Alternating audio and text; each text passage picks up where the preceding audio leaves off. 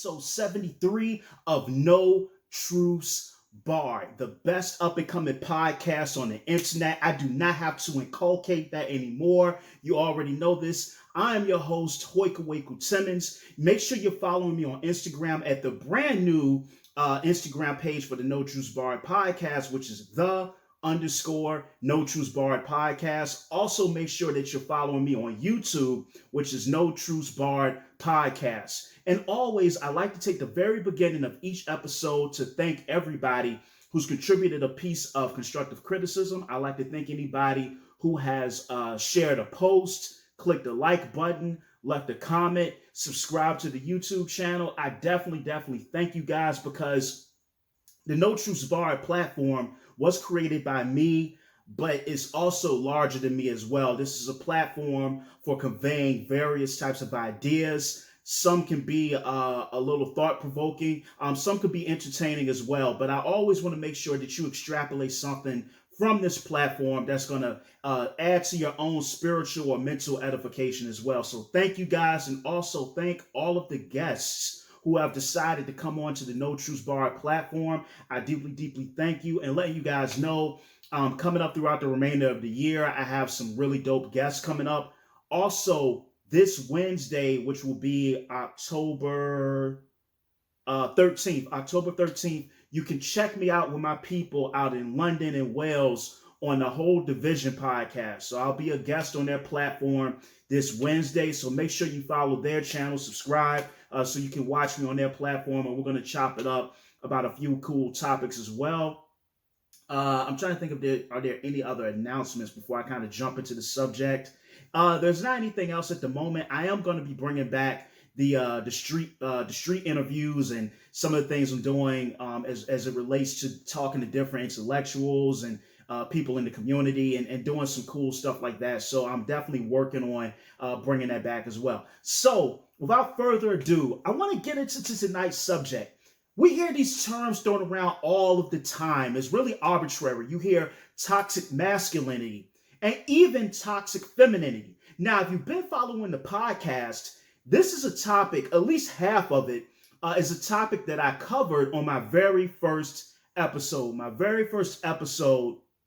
Which is available on SoundCloud, Spotify, Google Podcasts. It's not on YouTube, but you can definitely listen to the audio on one of those streaming services. But on that particular episode, it's called Too Toxic for Toxic Masculinity.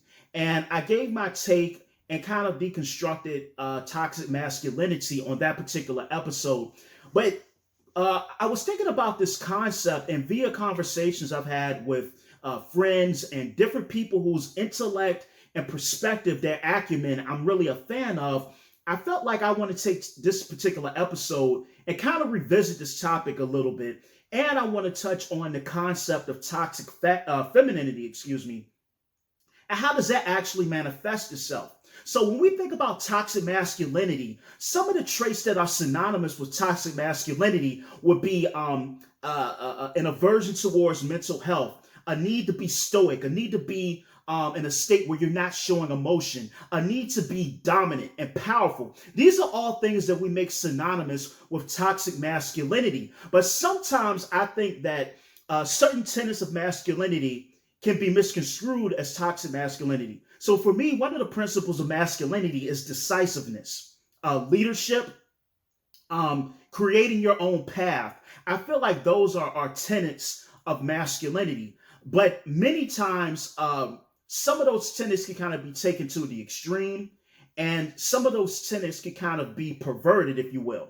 But that's how I perceive healthy masculinity as opposed to toxic masculinity as well. But just to revisit that concept, let's take it a little bit deeper. So one of the things I notice in people that I consider toxic, and people that I would actually label as practicing toxic masculinity, is what we've done. I think it's under our paradigm, it's in our culture.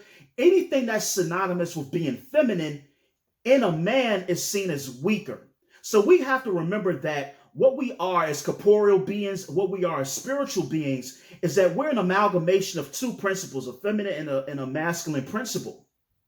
But in our culture, which is an extension of Western European culture, more specifically Anglo-Saxon culture. And then if you want to go further back, we can get into Roman and Hellenistic culture. There's an ideal of what proper manhood is.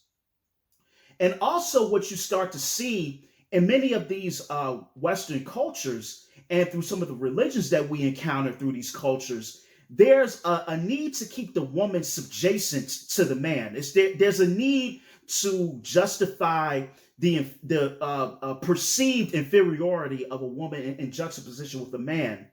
And we still hold that until this day. For example, if you want to highlight weakness in a man, what do? You call him the B word. The B word is a derogatory term that a lot of us like to assign women who are outspoken, women who don't want to comply with what we want them to comply with. We label these women the B word. And any man that exhibits weakness, and that's so vacuous and ambiguous in itself. Like, who decides what weakness is? What is the barometer for weakness? Well, the barometer for weakness in our culture is anytime a man exhibits some sort of emotional vulnerability. That's the barometer for weakness. And also a part of that barometer for weakness is that the closer you slide in that scale towards being feminine, you're perceived as being weak. And that's one of the tenets, I think, of toxic masculinity. Healthy masculinity, in my opinion, is being able to consolidate your strength and being able to convey your emotions in a healthy manner where people can understand your emotions and where you're coming from, but it's not done in a way that's caustic. It's not done in a way that presents itself or manifests in the form of violence. That's a healthy, cathartic way for men to provide or convey their emotion in any sort of situation. And I just find it funny that the worst thing you can do is to call a man the B word. The worst thing that you can do is to compare a man to a woman's anatomy. Ironically enough, when you look at a woman's anatomy, this is the thing, and not even that's disrespectful. The woman is the channel, the vessel which life gets into this particular dimension. And for us, how perverted it is for us to make the very portal that pushes life into this dimension, we make that synonymous with weaknesses in a man. We're quick to call a dude the P word if he's acting a way that seems unmasculine. We call him the P word, or stop being a P, or stop being a B. This is on YouTube, so I can't actually say the word. I don't want them to take me down. But you get the picture. You get where I'm going with this. And even, when you get into certain honor cultures, so honor cultures would be like desert tribal cultures. It's this hyper masculinity to the point where anything that doesn't fit within the template of that particular culture as masculine is seen as being lesser than. And not only that, it can actually subject you to being accosted, assaulted, or even killed. So I think one of the things that we have to work on as a society, if we wanted to address toxic masculinity and toxic femininity, and which I really think are just branches of toxic humanity, but that's a topic I'm gonna get into a little bit later in the podcast. If we really want to address this, we have to look at the verbiage that we use. We have to look at how it's designated. We have to stop using terms arbitrarily and not actually thinking about the larger context and the ramifications of those terms on a societal level, on a mental health level, and even, dare I say, on a spiritual level. If you want to get into the vibration of words and certain frequencies as well, but that's a whole different topic and conversation. Another tenet of this concept of toxic masculinity is the mental health aspect. Now, this ties directly into what I was just talking about, where we've made emotion. Now, here's the thing. Your emotions are really regulated, and they come from your limbic system. Your limbic system, pardon me. And you look at the amygdala in men, you look at the amygdala in women, there are some slight differences, but they both are functional in various types of emotions. You look at the hippocampus in men and women, all of these things make us as an animal, human beings, we are animals. We may not want to look at it that way, but all of these things constitute what it means to be human. So a lot of times when we castigate men that convey emotions, men that may cry, men that may be emotionally vulnerable, what we are inadvertently doing, we're shutting down the human experience. That's all part of the human experience. To cry, to feel, to be sad, to be happy, to be joyful, to be depressed, to be high, to be low. All of these things are a myriad of facets that constitute everything that makes the human animal. So when we have this perspective, it just shuts down a whole healthy part of the human experience, because you have to think, if these things were not needed, if these emotions and these feelings were counterproductive to men, right? We wouldn't have not evolved those things over the course of the past 250,000 years. Some people say 200,000 years. And what I mean is Homo sapiens, anatomically modern humans, humans that look like you and I, that would have lived about 150, no, really 200 to 250,000 years ago. If we did not need these things, if they weren't useful, we wouldn't even have evolved them. And it's part of our story. It's part of our song, our dance, our art, our literature. Our pain has been the inspiration of so many things that we praise and we value in our culture. But the mental health aspect is ironic. Studies have shown that men are like 8 to 9.2 times more likely than women to commit suicide. Men are more likely to die from cardiovascular issues such as heart attacks, strokes. Men are more likely to have brain aneurysms. Now you have to ask yourself, well, why is this? Is it just that men are just in poor health across the board? Like this is just ubiquitous amongst all men? Or are women just naturally better at coping and handling mental health in juxtaposition with men? Well, actually, it's neither one. The reason why it's so much higher in men is because men do not have an outlet, to express emotion. Men don't have that. It's not available to us. So for example, I'm going to use an example that's common to everybody. Let's think about relationships and the toll that relationships take on you from a mental health perspective. When you look at a relationship is a synergy. A relationship is a connection. A relationship is those two principles coming together in homeostasis. The relationship is potentially the catalyst for bringing new life into this particular dimension, right? So the relationship has so many different facets that are important to us as human beings. But the other side of the relationship is that it takes a really taxing toll on your mental health.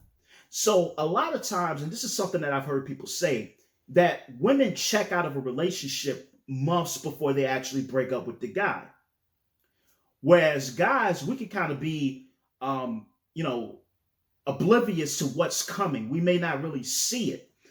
So my explanation for this, if you're looking at mental health and relationships, the reason why men suffer so much more after the breakup than I think women at times, I'm not saying this, I'm not generalizing, but in many cases, it's because we as a society have made the expression of emotion synonymous with being feminine, and we make femininity synonymous with weakness if any of those traits are visible in a man.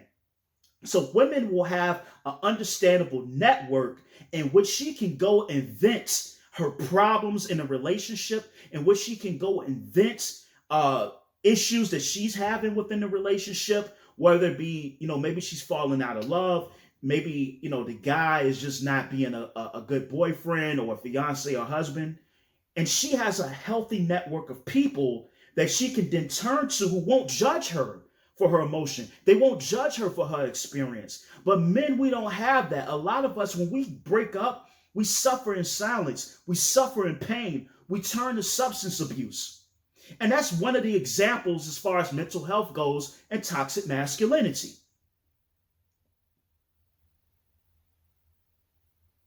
So many men, so many men I know are functioning on the cusp, like right on the edge. I know men who are just going through it, dealing with extreme anxiety, dealing with extreme depression. And they're really good at masking it. But because if you turn around as a man and you put yourself out there, you're likely to be judged by your peers, you're likely to be judged by your family, and you're likely to be judged by women in your life as well. And that's something I'm going to talk about a little bit later on. So the problem is that with this culture where everything is supposed to be stoic and everything is supposed to be quiet, smile, grin, and bear it. Your man, suck it up. It's not really helping when we see the fact that a lot of men do not mind self-deleting, do not mind removing themselves from this particular dimension. And a lot of us suffer that way. And it's because we're living up to an ideal that really it's not predicated on a real human experience and what it means to truly be a human being. It's not predicated on any of that. It's predicated upon just an ossified view of masculinity and manhood. That's what it's predicated on. Oh, real quick, I hope y'all see my tie tonight. This is really dope. So I don't normally wear ties. I'm going to start wearing these more during the podcast. So give the tie a shout out. Also, let me take a quick break to say, make sure you subscribe to the YouTube channel, which is the No Truths Barred podcast on YouTube. Please, please, please subscribe to that channel. Also, make sure you're following my Instagram page, which is at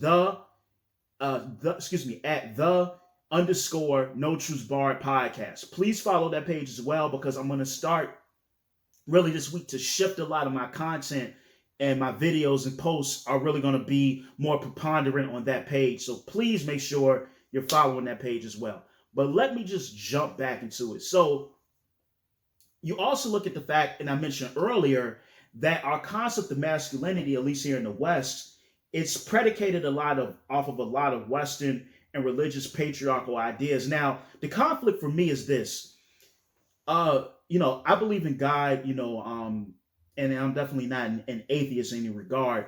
But one of the things I started to come across in my research when I was looking at various types of religions is that it seems to be ubiquitous throughout many religions that women are supposed to be the subordinate. I even came across it in Buddhism, where if an energy is incarnated into the body of a woman, you're seen as a lesser being. And I think I came across a source that was talking about the fact that it's almost hard to impossible for a woman to achieve enlightenment, for a woman to become a Buddha. It's almost exclusively reserved for men. You look at 2 Corinthians, I think it's the book of 2 Corinthians in the New Testament, and women are supposed to be quiet in church, and they have to ask a man's permission to speak. And even like when you go in certain masjids, they separate where women are and where men are. And I remember this time I went into an NOI temple and they did the same thing. And I have to wonder, where does this come from? Whether it's philosophy, even Martin Luther had condescending, misogynistic things to say about women. And if you don't know who that is, Martin Luther, the 95 Thesis, he's basically responsible for the Protestant movement.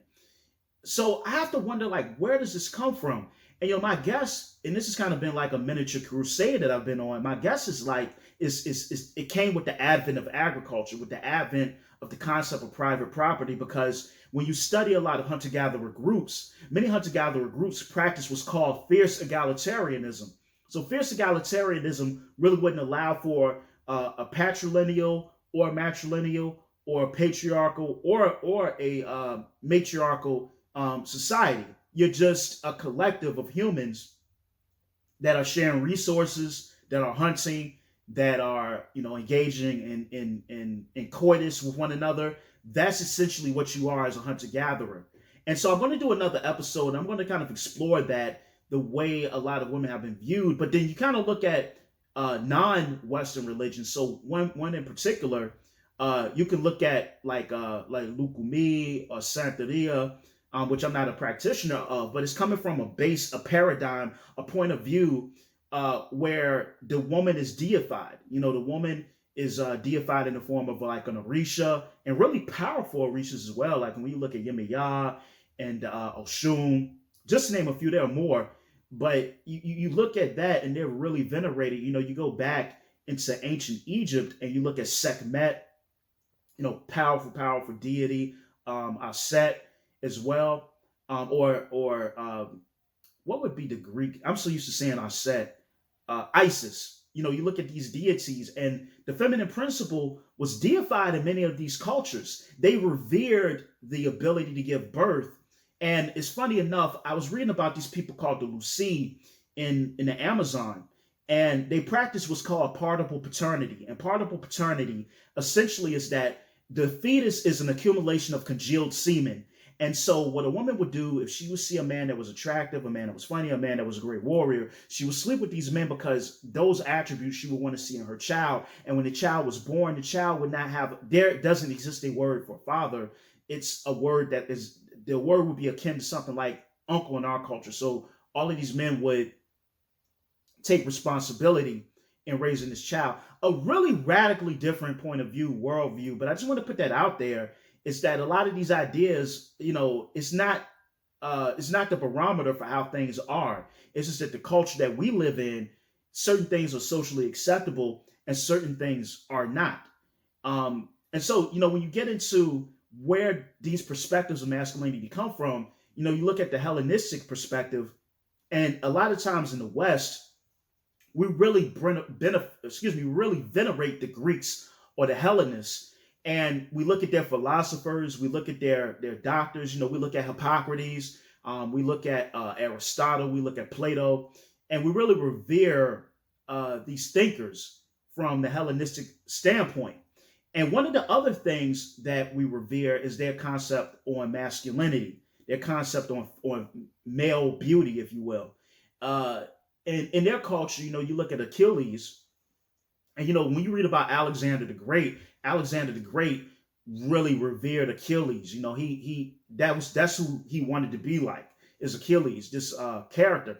But essentially, Achilles is synonymous with warfare, bravery in war, strength, being stoic, going to the length of committing violence to get what's done, what needed to be done. And so that's really one of the seeds that kind of would birth this Western ideal of masculinity. Not the only one, but one of them. And so, just to revisit the toxic masculinity, and then I'm going to get into my concept of toxic femininity as well, but to revisit this, the things we have to really do to address this problem, this pandemic amongst men, where we don't address our mental health, and also a lot of men that have or embody some of these tenets of toxic masculinity.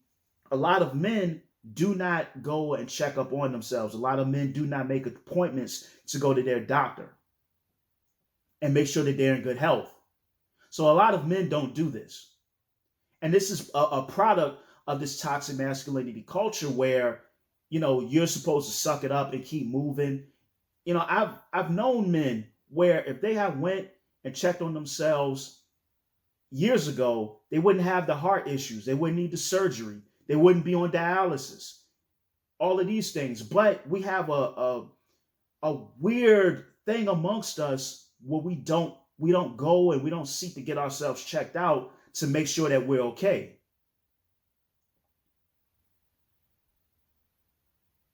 So toxic masculinity, it has to be addressed from the mental health level. Also, we have to learn that as humans, we have a range of emotions. As human beings, we have sadness, we have like I said, we can cry. We have points where we have fear. We have points where we're brave. We have to appreciate and recognize the full spectrum of the human experience when it comes to men. And that also starts with men. And we also have to remove this thing that we have as men. We have to remove this idea we have as men that the closer something is to femininity, that it's weakness. And we have to stop using terms that we've made synonymous with women as a way to degrade and insult other men to make them feel inferior. So many times we use terms that we make synonymous with femininity. We use that to degrade men. So those are the two things we have to do. We also have to realize that at times, and this is, and hear me out, a part of healthy masculinity, in my opinion, is to know when you have to use violence. I'm not advocating domestic violence against anyone, but I'm talking about in situations where you may have to protect yourself or your family. As a man, you have to know how to navigate that situation of violence, because it can get real sticky for a lot of men. So you can find yourself in a situation where you may have to use strength, but you have to know how to vet that. You have to know when is the time for that, when is the time for aggression. These are tenets of healthy masculinity. Now, I want to talk about another concept really quick. It's toxic femininity. Now, this is something that's less talked about, but we have to speak about it. Toxic femininity, to me, so I want to start off with this. I think one of the things to produce toxic femininity, or better yet, to enable it, is the way we view women as men, as society.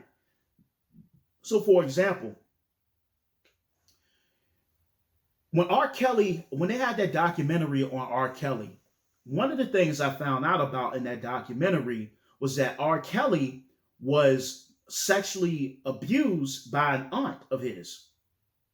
And then, as I know, some, friends, associates, co-workers that I've met over the years, some of them have confided in me that they've gone through an experience where they were touched inappropriately, or essentially had sex with an older woman where they may have been 11, 12, they may have been like in their early teens, and a woman that was in her mid 20s or 30s came on to them.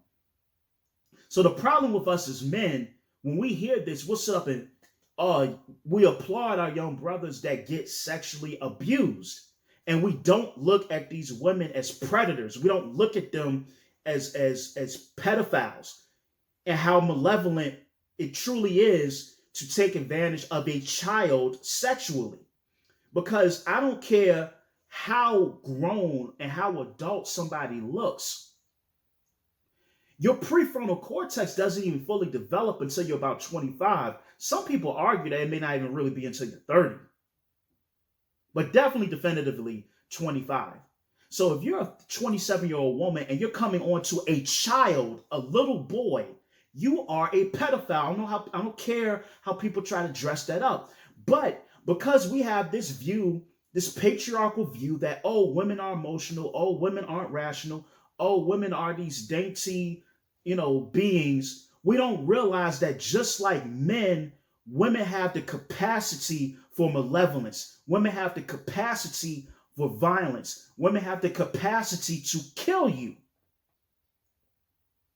And because of that, young boys and young girls get abused. They get their stories swept under the rug because we automatically know what time it is if a dude is a predator, if a dude is a pedophile, because we want to beat them up, we want to stab them, we want to put them in prison, and I'm behind that. If you touch children in any shape, form, or capacity, I have no empathy for you, man or woman. I hope the worst possible thing happens to you when they lock you up if you sit up here and you mess with children. I have no capacity for understanding and empathy for you. But because we view women this way, we negate the severity that they inflict on small children. Now, granted, I think it's something like less than 7% of sexual assaults reported. Now, here's another thing as well. Many sexual assaults go unreported in this country. A lot of people have been raped, a lot of people have been touched inappropriately, and they never report it. And so, out of the reported cases, I think about 7% of the cases are like related to women. Also, another way in which sexual abuse occurs at the behest of women at times is that they can be with an abusive boyfriend, a boyfriend that has a predilection for being attracted to young women. And sometimes you'll have women that will let men, their boyfriends or their fiancés or whomever, that may not be the biological father of that child, to do heinous things to that child out of trying to appease this man and keep him happy. That in itself is toxic femininity. Another form of toxic femininity that I think is a real thing we have to talk about is that a study was done. A study was done. It was called Doing the Best I Can, Fatherhood in the Inner City. And it was written in 2013.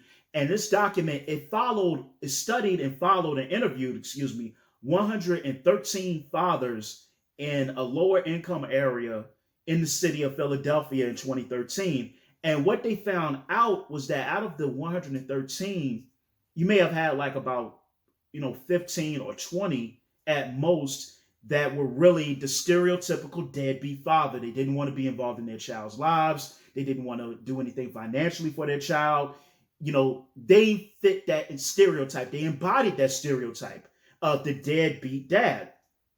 But overwhelmingly, even these men that were not financially prepared to have a child, even these men that were working in menial jobs that had children, were actively involved in their children's lives, wanted to be involved in their children's lives, and deeply were proud of the fact that they had children. So one of the things that we don't want to talk about is that sometimes when you see men being taken to court for child support, yes, there are men that are not doing anything for their children. Pardon me. There are men that are not doing anything. Pardon me.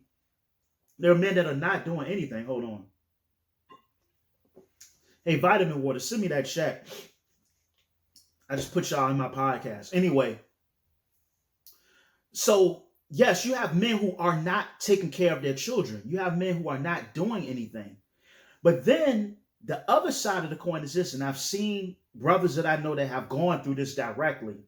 You have women who will weaponize their child as a way to get back at the man because the relationship failed, and she wants to use this child as a weapon to get back at this guy. And it's not that the guy is not a great dad. It's not that the guy does not want to be in his child's life.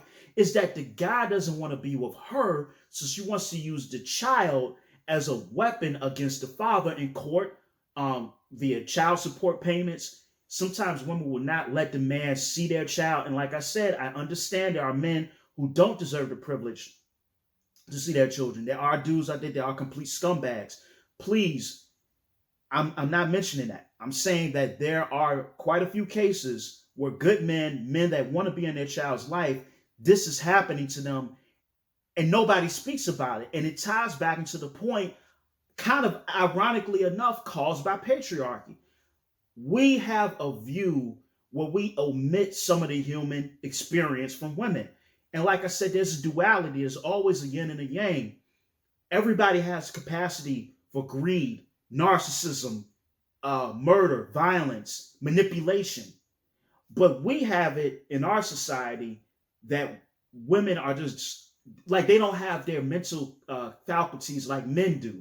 And it's so, on one side, it's idiotic because there are a lot of women that make great leaders, a lot of women that are like doing amazing things in the world that we all should follow and get behind. But then on the opposite end, there are people that have been victims of female narcissists, master manipulators, pedophiles, murderers, scammers, but their pain isn't taken as seriously. Another facet of toxic masculinity, which ties into toxic another facet of toxic femininity, which ties into toxic masculinity, is that you have women at times that will still uphold the ideals of toxic masculinity. For example, I was mentioning mental health earlier in this episode. I was mentioning the ability for men to vent on an emotional level. You will have women that will castigate and make men feel tiny and small if they show that side of themselves. You'll have women that will use that as emotional blackmail over a man. So you'll have women that will say, I want a man to be emotional, I want a man to be vulnerable, but then turn around and use that in a nefarious manner against that same man. Or I remember I was working a job, I'm not going to say where, but I was working a job, and I remember a guy, and I was at the front counter at this job, right? And a guy came in, and it was something that he needed. It was related to like something with a something with his birth certificate or something along those lines. But anyway, he came in, and I can't remember exactly what it was, but he wasn't able to get what he wanted, and he just started bawling, like crying. I mean, crying. Like, you ever seen someone cry and it's like a gut wrenching cry? It was like one of those cries, and he was just like out of it. And what surprised me was that 4 women I worked with was like, oh, I hate when a man cry like that. Oh, he's a B word. He's weak. If I was his woman, I would leave him. And I'm just like, whoa, that is crazy. I didn't expect that. So, a lot of times there are times when even women will uphold some of these standards that really aren't good for anybody. One other last tenet I said with toxic femininity, really quick, that I'm gonna get into, and this is really a slippery slope. So I'm going to be really conscientious in how I word this. When it comes to sexual assault, so many women, and I've met many women in my life who have been sexually assaulted. And what I want to preface by saying is that I do not believe this is the norm, but this is something that does happen. I've met many women who've been victims of sexual assault, and it's a horrific thing to happen to anyone. And some of these sisters I know are, they still have to go to therapy for going through that. And sexual assault is not something I take lightly. It's horrific, and it's a real big problem, especially with men and young girls. This is a big problem, and what surprised me really in my life is just how many women have been victims of sexual assault. It's crazy. But what I want to talk about is something that's on a lesser end. Now, I spoke about women weaponizing children against the man, but I want to speak about this: women weaponizing sexual assault for financial gain or career upward mobility, or to be vindictive against somebody that did something to them. I had a friend whose brother was dating someone, and the relationship was toxic. This girl was a drug user.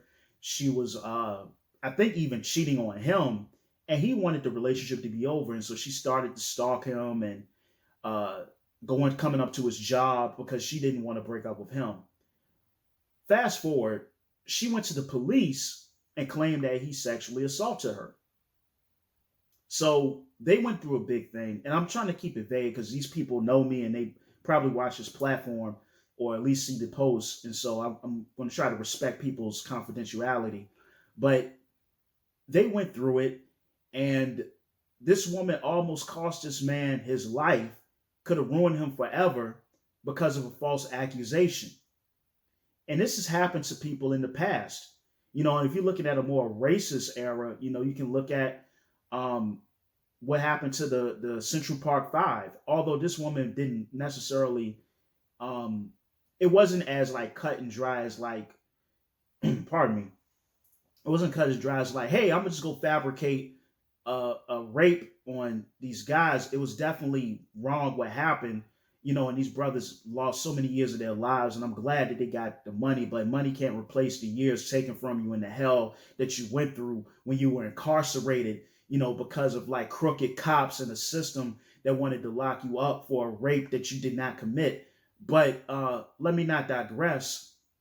That is a thing that happens where sexual assault can be weaponized. So to wrap this up,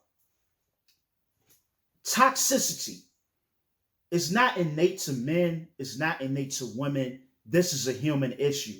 And we live in a society that can facilitate an environment where manipulation can work to your benefit. That facilitates an environment where emotions are a bad thing. Emotions are weakness. It can facilitate an environment where you want to weaponize your child for your own financial gain and child support, or to get back at a man who no longer wants to be with you. It can facilitate environments where we look at self-care for your mental health and preservation as being weak. And these things are synonymous to you being a woman. It's not synonymous with you being a man.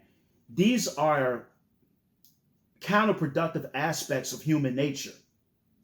And we have to begin to address it as such. But we also have to begin to address these ossified, rigid ways that we look at femininity and that we look at masculinity.